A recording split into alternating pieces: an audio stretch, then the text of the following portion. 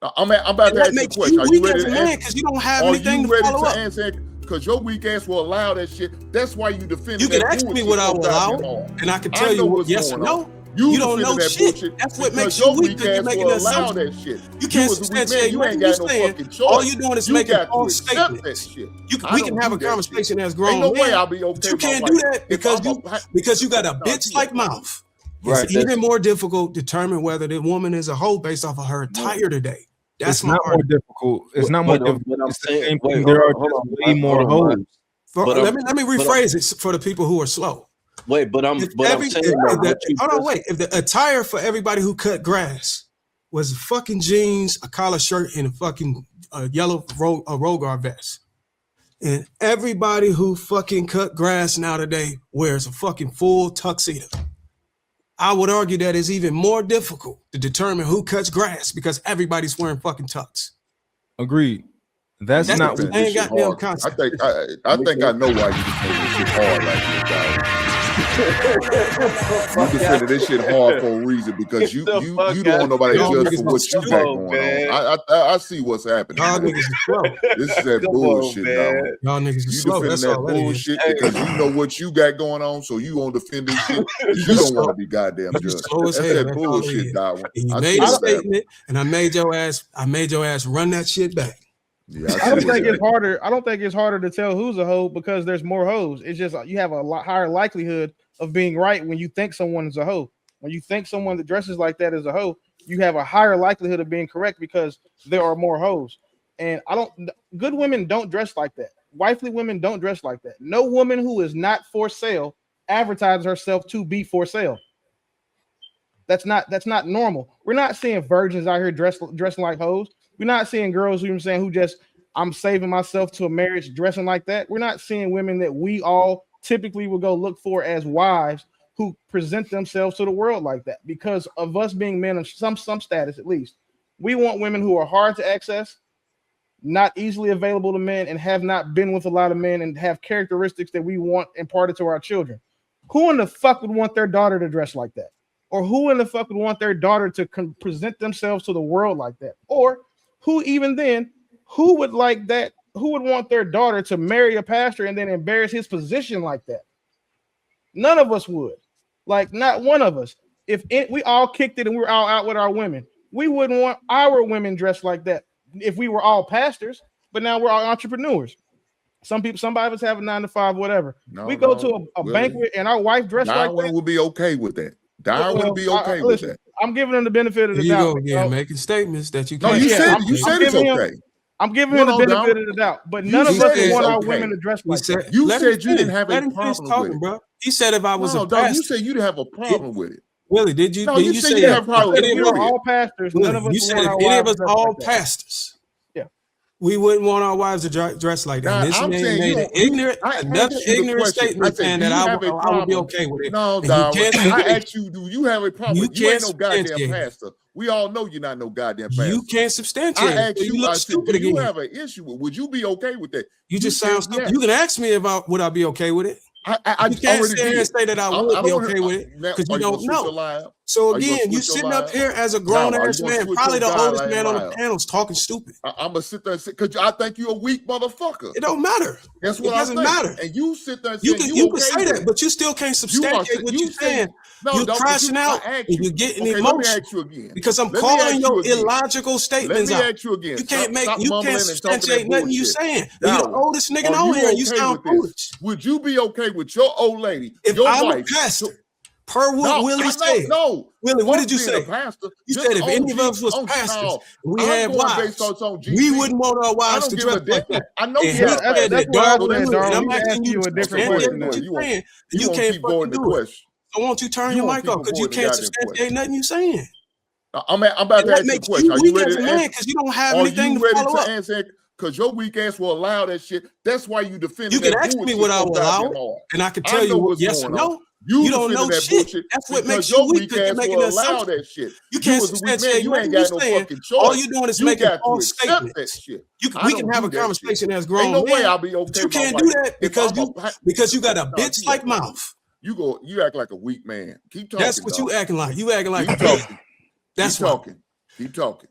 Are you ready to be quiet and listen to a man like talk? I said, substantiate what you said. Have a conversation with me as a man. Are you ready to be quiet and listen to a man talk? Hold your head up. Are you ready to be quiet and listen to a man talk? You talking to an expert. You talking to a grown ass man. You're a clown. Go ahead, dog. Talk to me like a man. Ask me what I do. Don't make a statement. Stop talking like a bitch. Don't make a statement. Stop acting like a bitch. How am I talking like a bitch? Because you keep talking over everybody else. Let some other men talk, brother. How am I talking now like let me ask you this. I'm gonna ask you this, Darwin. Are you okay with your wife wearing some shit like this? You ain't no goddamn pastor. Are you okay with that? Yes, I'm okay with it. Okay, there you go. Now, there you go. Her Willie's statement. There you go. I got you, dog. I got you. So now I know why you defending. What statement did you make in your? You ain't got a goddamn. Hold on. Shut up and let me respond. You ain't got no goddamn. Have some damn decorum. You have no goddamn choice. You said if we were all you have no goddamn choice. If your spineless ass gonna have to accept that because that's what happens at home. I got you. If we were all pastors, if I was a pastor, I would not allow my wife to dress like that as a pastor. You ain't got no choice. You made a claim. You spineless jellyfish. When you could have you ain't got no goddamn choice. I mean, you ain't man. You ain't a man. You ain't got no balls, no respect. Grab ankles. You just ask me a question. You got to go make a statement. Grab ankles. You know what to do. So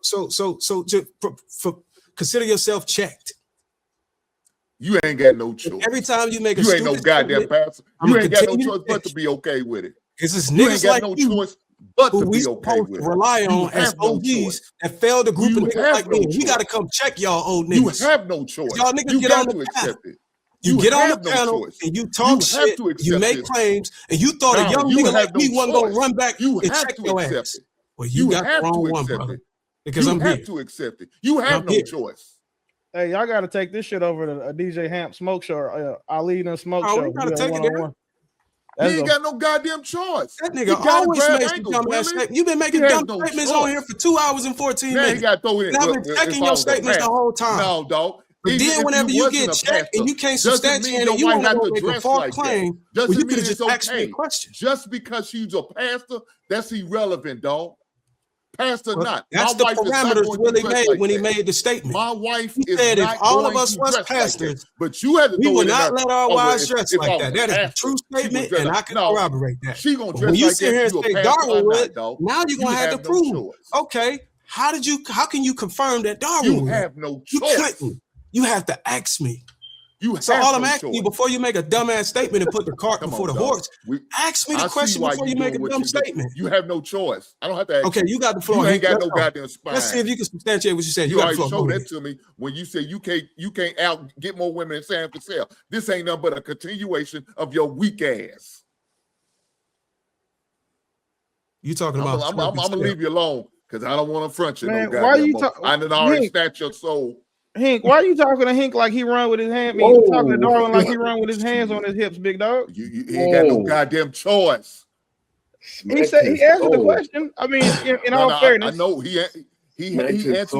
And you notice what he did? He said, well, "If I was a pastor, you ain't no goddamn pastor. That's irrelevant. I'm asking you just on GP." Yeah, but yes. But to be fair, Hink, you wasn't the one who set the parameters. God damn. Willie set the parameters. Damn. Everybody on the panel saying that if we were all pastors, we wouldn't let our wife dress like that. You told me enough. Damn, brother. Well, let's just take a poll to keep it fair.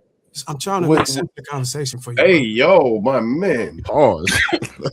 Yeah, let's take a vote. God damn it. Vote. Yeah, vote. Let's take a vote. A vote. You know what the fuck I meant. God damn. Yeah, we know what you meant, but we heard what you said. You know what I'm saying? What the fuck I know what you meant, but we heard what you said, brother.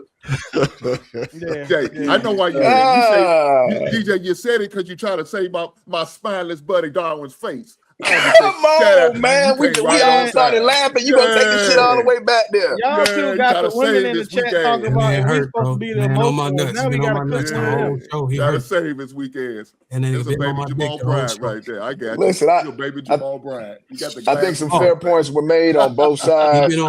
Darwin challenged whether or not it was substantial to be able to say how a first lady was supposed to behave. We established that there is indeed a doctrine to show that there's a way that she's supposed to behave. So when she went on national TV, she lied when she's supposed to be a first lady next to a pastor, which makes it even more egregious, which gets back to my main point is that the problem is normalization. He normalizes talking like a woman in a salon in the church in front of a bunch of women that will love it. She normalizes going on national TV and doing an emotional manipulation by saying, I'm so many other things, blah, blah, blah. But your first thing is first lady. Trying to be so many other things aside from what it is that you have signed up to be sets a bad precedent for everybody else. It's like you can serve two masters and you cannot, especially if you are supposed to be efficient and also be in a leadership position. This is silliness. They literally spitting in the face of the church when they do this. I wish my wife would go on TV and say, I'm a wife, I'm a doctor, I'm all this other shit, as if that comes before her being my wife. Because if I went out there and was like, I'm a PhD. Shit, I'm a businessman, I got 3 masters, I make all this money, I'm more than a husband, sometimes I want to be a fuck nigga, she would have a problem with it. There's no way that woman, like, y'all slipped. I was hoping that somebody else other than me would address this piece, because, you know, I'm always the guy that points out the bullshit that women say on these videos. The fact that she has to, her number one charge, her most prideful thing isn't being that man's wife, tells you everything you need to know about how she views him. Her being a wife is something extra. It's like the fucking Infinity Gauntlet. She got the Soul Stone, the Vision Stone, or the PhD. They're saying the BBL. I got 3 degrees. I'm pretty, and I'm a pastor's wife. But then she don't know which one is her number one fucking function. It's to be that man's wife. And then to be an example, she needs to emulate what she wants those other dick-eating demons in her congregation to emulate. I mean, to imitate. And she's not doing that.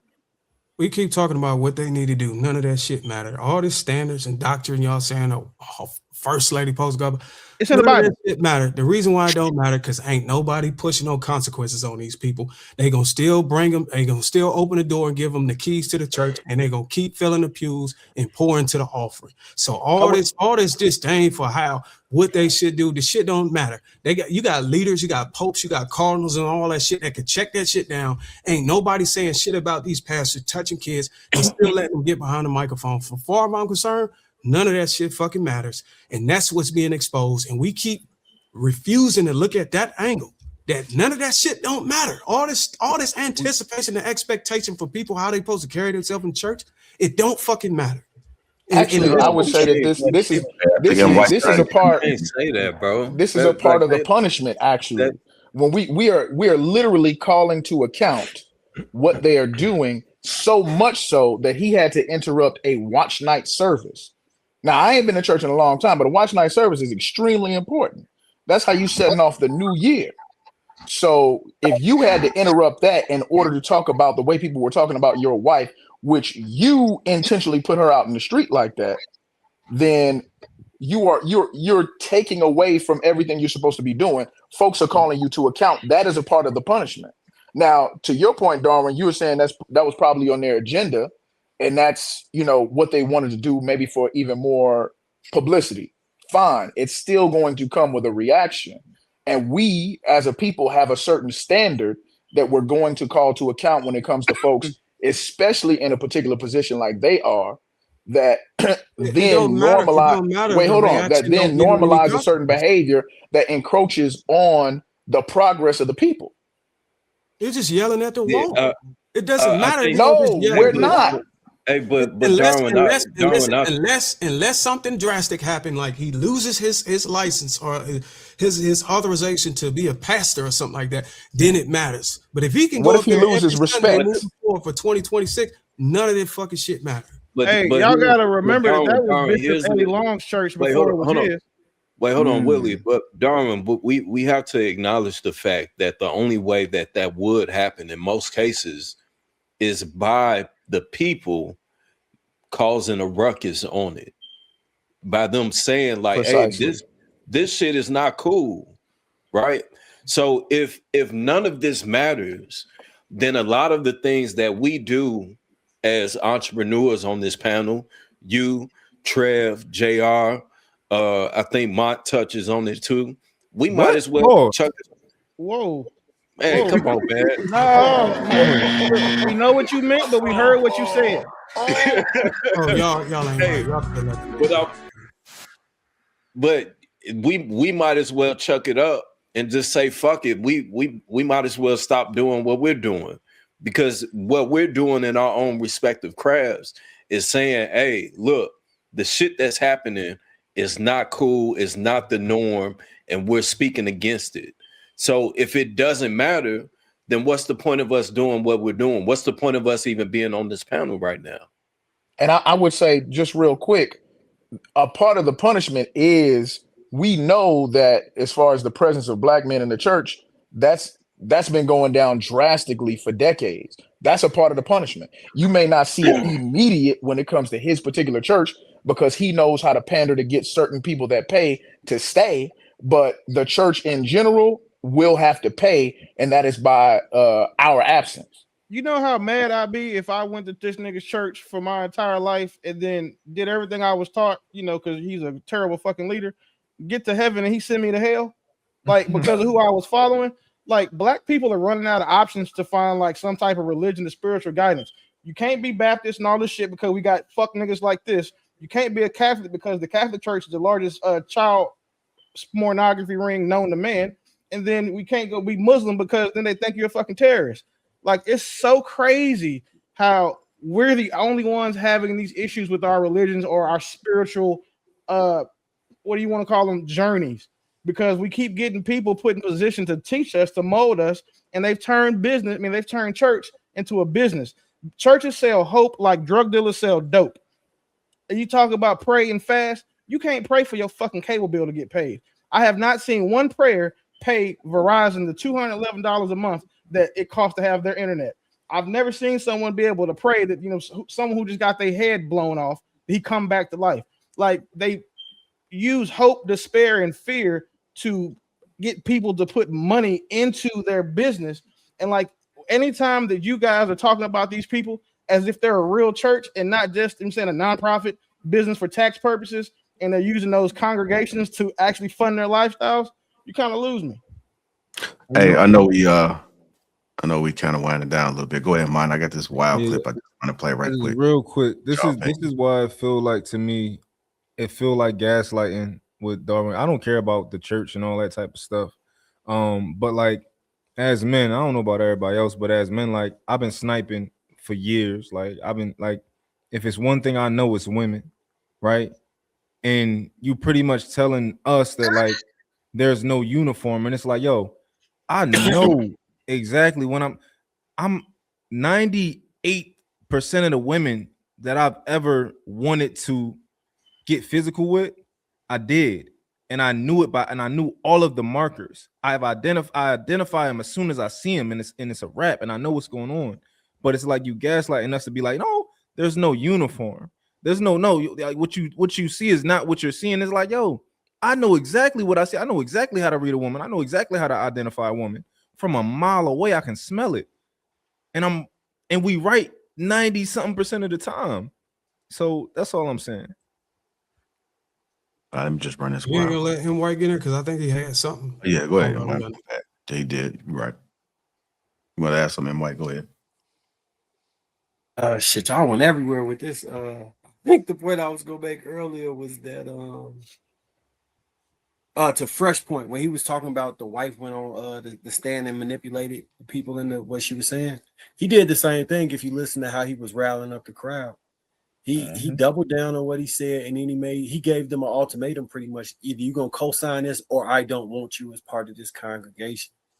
So yeah, I think that what both of them did was highly manipulative.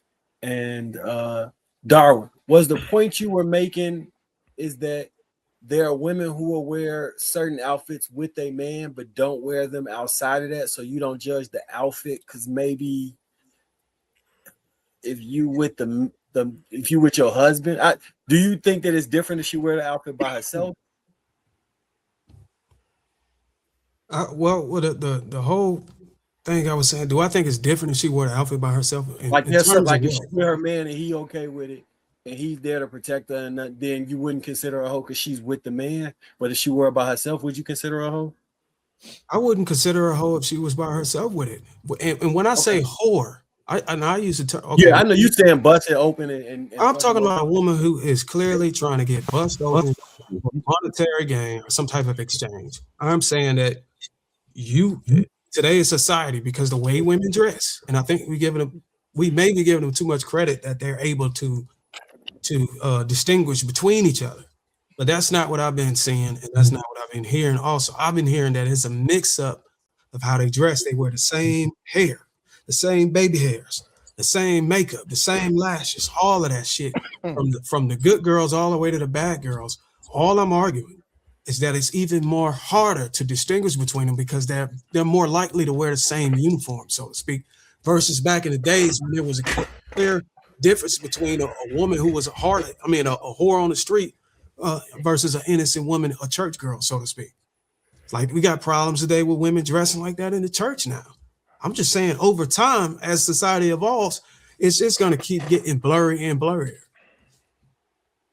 I think Illa went viral for that when he was saying that you can't tell the difference between the women that's selling sex and good women because they're wearing the same thing. Exactly. I think that was his number one video that made him viral. In fact, I think he was on the street when he said that. I remember that, but most of them are just, it's just more horrors. I think that was like 5 years ago. Darwin, do you think a tattoo tells you anything about a woman? Do you think tattoos tell you anything about a woman? Yeah, it tells me that she got a tattoo. Hell yeah. That's all it tells you. That's all it tells you, that she got tattoos. Okay. Yeah. What does it tell you? It tells me that. Okay, hold on. Let me change that. If it's a zodiac sign, it tells me her zodiac. Okay. A tattoo tells you, a tattoo at minimum, this is the least that you can extract from women with tattoos, is that depends on the location. If it got her on the lower back, tramp stamp. Okay, but even if it's not there, let's say it's on her chest, it's on her arm, she got tattoos, right? The least that it tells you is that she has some sort of rebellion in her. She has some sort of risk taker in her. She's looser than a woman who would never get a tattoo. So what if she got a cross on her chest, on her breast? It's exactly what same thing. She got a little bit. She got more wiggle room than that. You're not going to be wrong. If she got more wiggle room, it tells you something. It tells you something about her. Yeah, but we don't know what it tells us. That's my whole. At minimum, it tells you what tells us something. But we can't definitively say it is. We're sure that she's a hoe because of the tattoo. At we can minimum, say what it alludes to. Rigid. We just can't say what it actually is. If you see a woman and she's give me an example of a tattoo that where we can confirm that it alludes to some specific. Yeah. If you have a woman that has a face tattoo, I can give an example of a tramp stamp. I can agree with that. A girl who has, like a butterfly above her vagina. So you know what the disconnect is. I don't think Darwin's even wrong with that, because to the untrained eye, you can't tell. Right, but that's as simple as it goes to the untrained eye. Mon, you know what you do. You know, self-proclaimed sniper. So you know how to analyze that. You already know what you're checking for. It just probably take you about 5 seconds before you realize what type of time. You give him too much credit, man. No, I'm only saying that because right amount of time. That's about right. It takes about 5 seconds. Real talk. Like, you already know what it is. They don't even have to say nothing yet. You already know what it is. There's so many things that you can just identify right away. Like, people who do posture. That shit, you got posture. Everything. You got posture, hair, stance, outfit, tattoos, the way they walk, clothes, slurring their speech, or not slurring their speech, but they look like they drink or not, smoke or not, blackness of the lips. It's redness in the eyes, fingernails done or not, holding it like the long crazy claws, or they trying to keep it discreet, outfit, the way they interact with you when you first interact with the girls they got around them, it's all type of shit you can pull out from within that first 5 seconds. And it's because the 304 standing so close to the women, it's easier to do. Well, you know why a lot of these men have a separation. It's a separation. It's definitely a separation. The untrained eye, I get it. If we're talking about what Ilosophical said, he's right to the untrained eye. But the people who do it, they already know what it is. It don't take long. Once you had enough XP, or you really do this shit, then you're not going to take long. You know what it is. A lot of these young niggas are not having a hard time picking out hoes because they were raised by one. So it's not hard for them to have a heart to see the difference between I remember my mom, I used to have 15 uncles when I was a kid. And then he's like, okay, well, he's older now. And when he sees women doing the same thing his mom was doing, either just by observation or being one of the niggas that comes over after the kids asleep, it's not hard to identify hoes. We don't have to just worry about what they wear. We see what their behaviors are. Hoes act a certain way, generally speaking. And I firmly agree with mine. I just want to go back to what he said. I think that's something that kind of went over my head, but I think you landed something that I missed. You said it's a form of rebellion. I fundamentally believe it is a form of rebellion in the sense that maybe tattoos has a connotation to it that is negative. And the rebellion is that the woman is looking at it like, you know what? I don't subscribe to that. I don't believe in that. I'm going to get a tattoo because this is what I love and this is what I like. And I'm going to assign my own meaning to it. That is the rebellion. You get what I'm saying?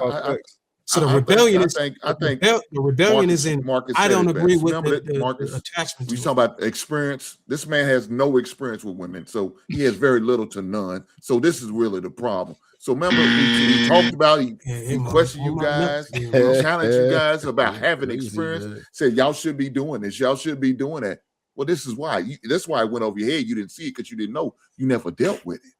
So now you slow to it. Now somebody had to put you up on game. You need to thank these brothers for doing that. Okay, thank you, Mark. That man was paying double dutch waiting on something. I don't want to. I can't say nothing about tattoos.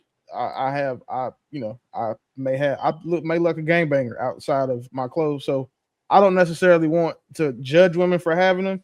But there are certain tattoos that you can see on a woman where it does tell you something. If you even ask tattoo artists, they'll tell you the girls that they would think were hoes always come get some sort of butterfly because it symbolizes new life. So they'll get the butterfly tattoo and then they go to Jamal Bryant's church. And it's like it's a natural progression for them. So tattoos can tell you a lot. When you're learning how to interact with people, read people, or do any type of psyops as far as working with people, doing asset investigation or whatever, you learn to read people and by their tattoos. So you should know what some tattoos mean. You should understand a guy who has tattoos on his neck is more likely to be dangerous than a guy who doesn't. Like there are certain things. It doesn't say that all men with tattoos on their neck are going to be dangerous, but it is something that should pique your interest when you're trying to read that person. So if we're reading women and she got a tramp stamp, cool. We call it a tramp stamp for a reason.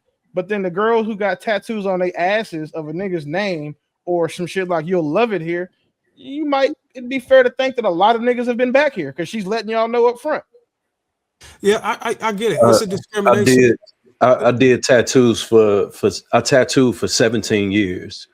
It absolutely matters. It absolutely tells you something about that person that's getting the tattoo.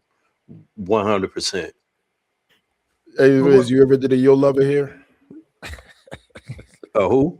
You'll love it here. You'll love it. I've done plenty of slippery when wets for sure. Oh. So look, how is that a pause? You stated the dread. Hey, Darwin, I got a tattoo on my neck. Do you think that tells you anything about me? Unless I can actually legibly read it, I can't really tell. It's not like it was in the past when guys wore tattoos. Yeah. And this speaks to the rebellion again. When guys wore tattoos, is symbolism that they were gang affiliated. The rebellion today is that I could put a tattoo on my neck and not necessarily be in a gang. Mm-hmm. Yeah, I would say if you have a tattoo on your neck, you likely. But even in that situation, though, if you get a tattoo on your neck, you're symbolizing that you are rebelling against the system or whatever, your parents, your job, whatever the case may be. Right. That was still the same notion as gangbangers getting tattoos on their neck. It's not the same notion as gangbangers. It's just a rebellion. Just like in a workplace, black people couldn't, or it was frowned upon for a black man to wear dreads in corporate America or as doctors or had a hair braided all the way back. The rebellion is that I like the design and it doesn't necessarily associate me with a negative connotation. And I'm going to push a movement of rebellion and say that I could wear my hair the way I am because I'm African American. My hair is knotted. I'm gonna dread it up, and I should still be able to pursue a PhD and practice as a MD in society. The notion of locks is, especially if you're looking at it from Rastafarianism, it is based off of rebellion. Well, if you're looking at it from Rastafarian, but that means that the person that's wearing dreads has to be Rastafarian for you to draw that intersection. But if that nigga is just a nigga that's from the streets of Chicago, that ain't really associated with Rastafarian, how can you know that it was gang affiliated? Unless you have a conversation. Even if we're considering the streets of Chicago, locks got extremely popular once Chief Keef and that drill era came into play. That's when everybody really jumped on top of getting dreads or locks, in which again was another symbolization of them rebelling. Okay, so does that mean they would win the game? Most of them were in gangs. Yeah, they were. The majority of them were gang affiliated. So in that demographic, it increased the likelihood if you run up on a nigga with dreads and he might be gang affiliated. But again, it's almost like how it was in the 50s and the 40s when you ran across a man who was colored. The likelihood of him being a criminal or some shit was high based off of a discriminative narrative. But our rebellion was so strong that we can be comfortable in our own skin. Somewhat, it still happens today, but for most cases, we can be comfortable in our own skin and say that no, we're not criminals. We can put on a shirt and a tie. We can wear a hoodie and still not be considered a criminal. You would have to further observe our behavior to determine that. Let me just run this wild clip for y'all right quick so we get up out of here.